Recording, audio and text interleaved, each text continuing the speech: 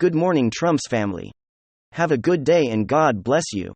Thank you for always watching and subscribing to the channel.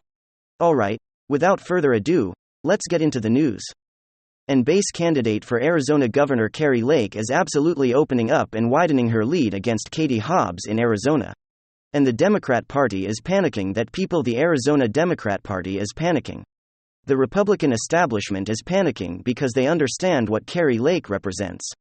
She represents the populace emotion of that state of people who want to be seen and recognized, and for their needs to be addressed by a government who is not actively seeking to destroy them, where Kari Lake has pledged to allow the government to work for the people by taking care of issues that people care about, for them to be able to live their life without fear of dying in the streets and, of course, being attacked by people who don't belong here or people that have been left out jail and prison, like the Democrat Party loves to do, and Kari Lake has now opened up a commanding lead.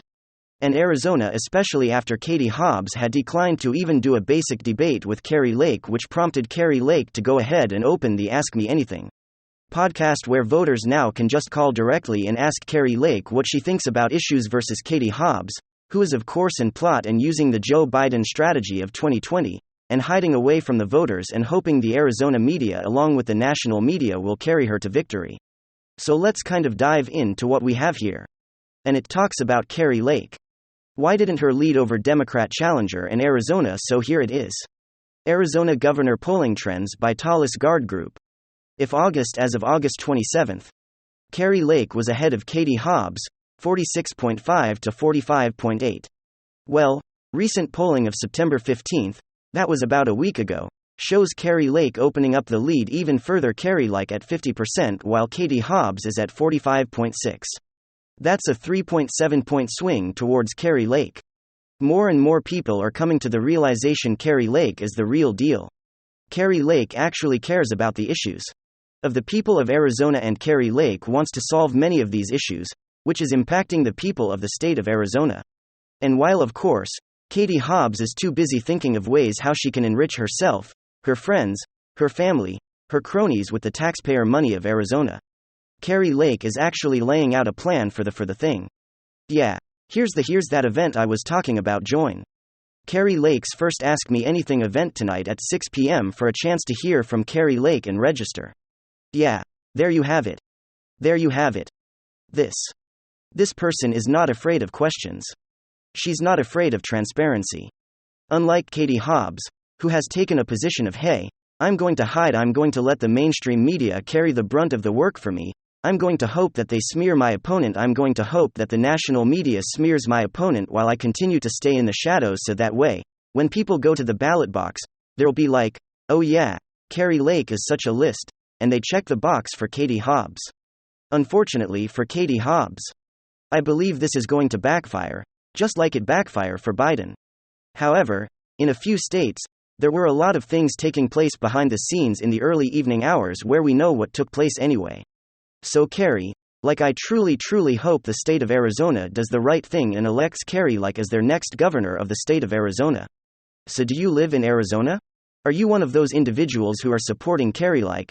If you are, tell me why. And if you're not, if you're a Democrat watching this and you're like Katie Hobbs all the way, give me some points of why you think Katie Hobbs is the better candidate without having to resolve or fall back to the "is everything that I hate" is just without doing that. And next news. So before you build camps, people have Martha's Vineyard. Before you have more panic in the streets and send more furious texts to your officials, before you have more meltdowns lives. We actually went on Airbnb just 15 minutes ago, and we're able to find dozens of homes available, over 1,000 jobs. Look at this. This is from Airbnb, right now. Look at this beautiful house in West to Spiritless Disappear. It has a private hot tub. It's got a chef. Look at this, has got a 4.5% rating. Look at this one, an Edgartown 6-bedroom home, the Tama home near the south of Edgartown. It's only $1,400 a night. Ladies. Well, think about the money we're giving Ukraine right now. How many Ukraine payments of billions of dollars could house these migrants just for $1,400 a night? Look at that. You're talking about a house that clearly has 6 bedrooms here. For $800. That's a steal. It's available right now. October 2nd through this. How many migrants could you put in this house? How many? Look at all these Airbnb is available. Whoa. Why don't they just open up their rental homes? Why don't they all open up their houses? All these people, all these sycophantic white persnickety vineyard vine wearing libs, sitting there with their champagne, and with their little pastel polo shirts or pink, their pink polos and their labradoodles. Why don't they open up their vacation homes? Look at these. These are beautiful. What's next? Well, we checked Redfin. What about the homes that are currently empty on Martha's Vineyard? Go ahead and check out. Feast your eyes, ladies and gentlemen. Now you may not live inside of $1 million home, but the people of Martha's Vineyard do.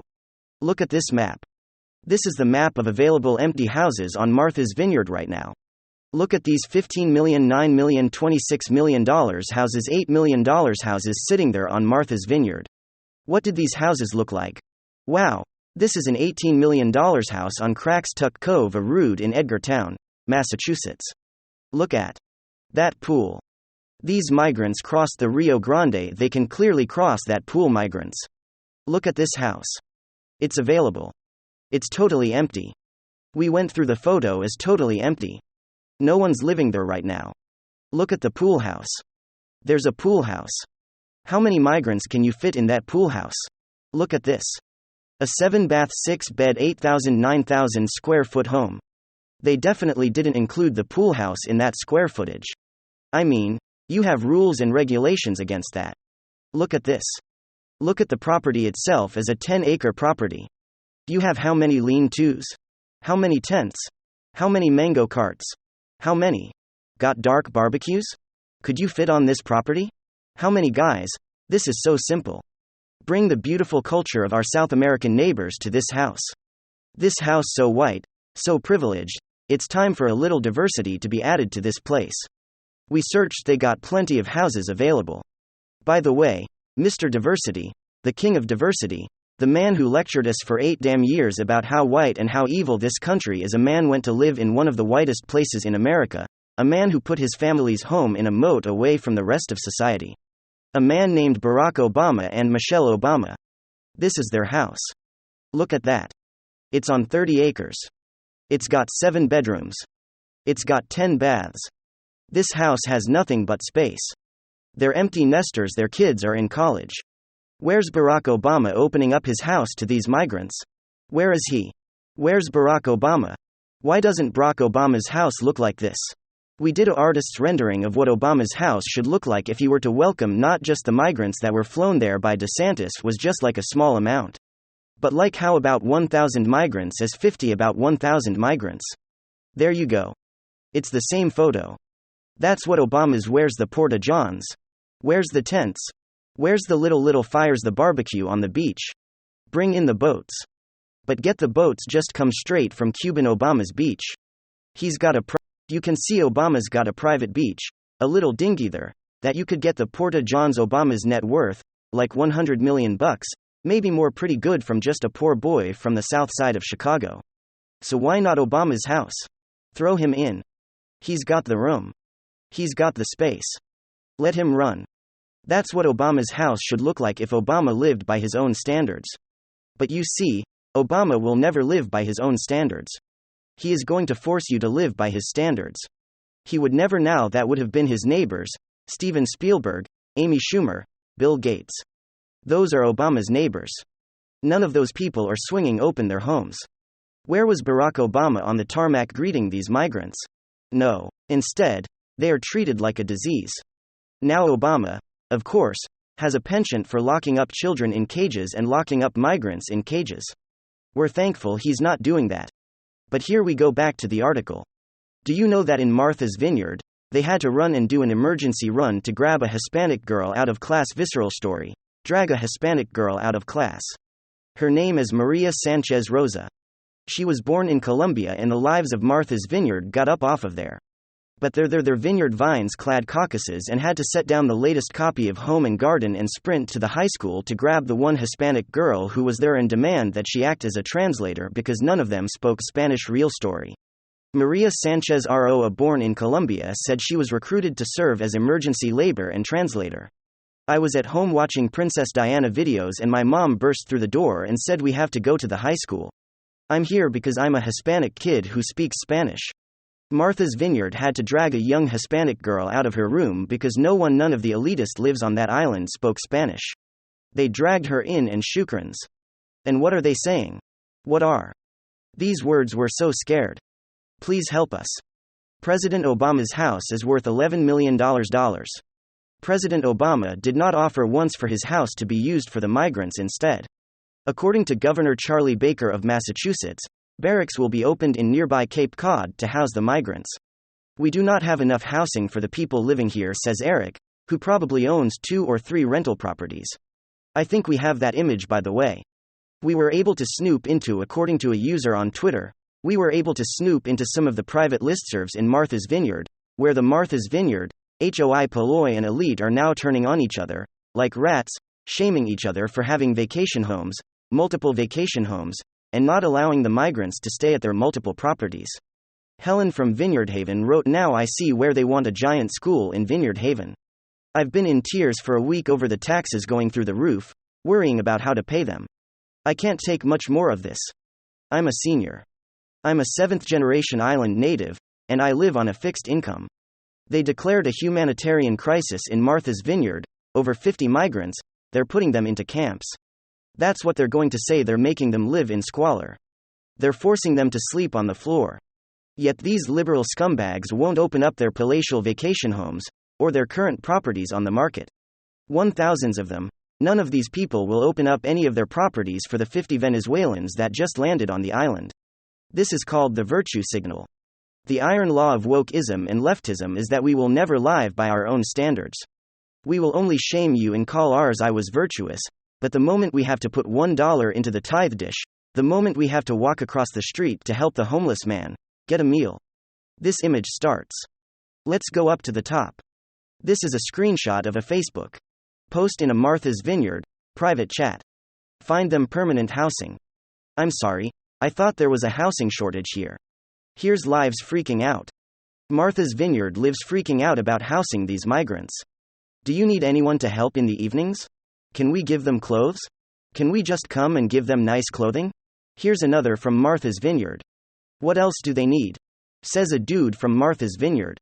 And this guy says, Pat, they need housing. You have 2 summer rentals.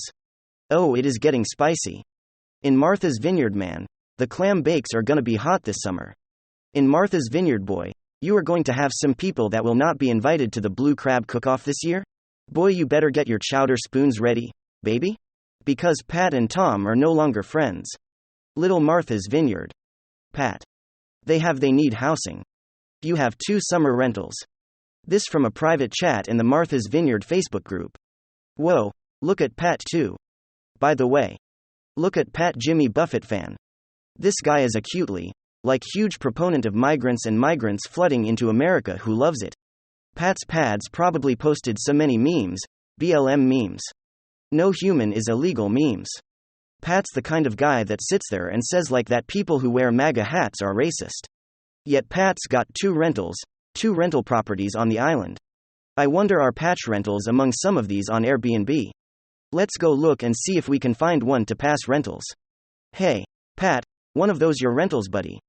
Which one of these are your rentals? Pow. Why aren't you opening those up? To $29 a night? Pack can't save it? Pass. Gotta get that to 29, and I gotta get that sweet 860 tonight.